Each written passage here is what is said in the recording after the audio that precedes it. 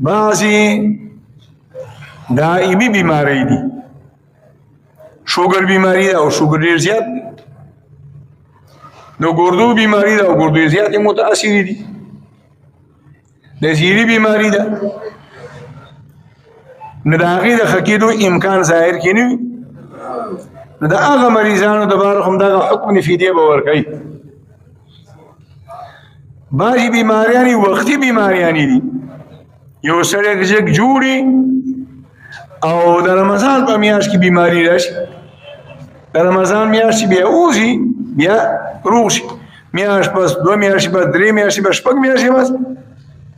نو چې کوم مسلمانانو باندې د رمضان په میاشت کې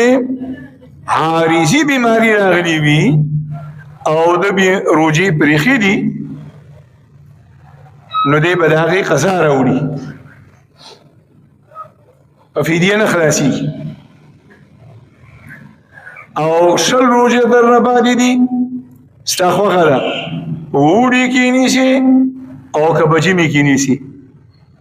په اوږدو ورځو کې نیسي او که په لنډو ورځو کې نیسي پرلپسې نیسي او که نه په ټول کال کې نیسي په یو میاشت کې 2-3 روژې ونیسه بیا په بله میاشت کې 2-3 روژې ونیسه په کومو مسلمانانو باندې چې د رمضان د میاشتې فرضي روژې پاتې دي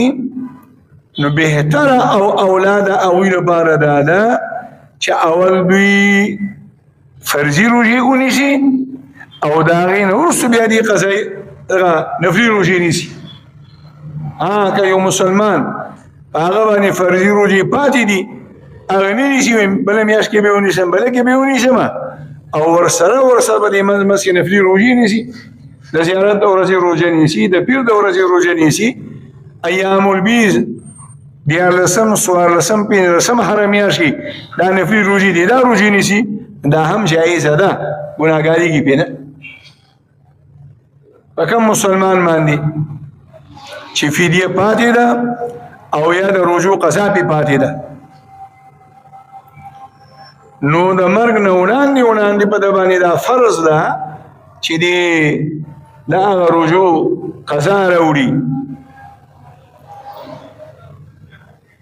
او که قضا یې رانه وړله د ناراستۍ په وجه باندې د لاپرواهۍ په وجه باندې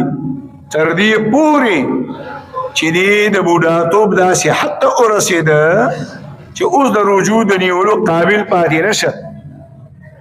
یا نعوذ بالله په داسې بیمارۍ کې مبتلا شو چې د هغه بیماری د ښه کېدو امکانات ختم شو نو اوس په ده باندې فدیه لازمه ده چې دی په خپل ژوند کې فدیه ورکړي او که په خپل ژوند کې فدیه ورنه کړله نو بیا د مرګ نه وړاندې په ده باندې وصیت کول فرض دي خپلو وارثانو زامنو ته چې به په ما باندې فدیه پاتې ده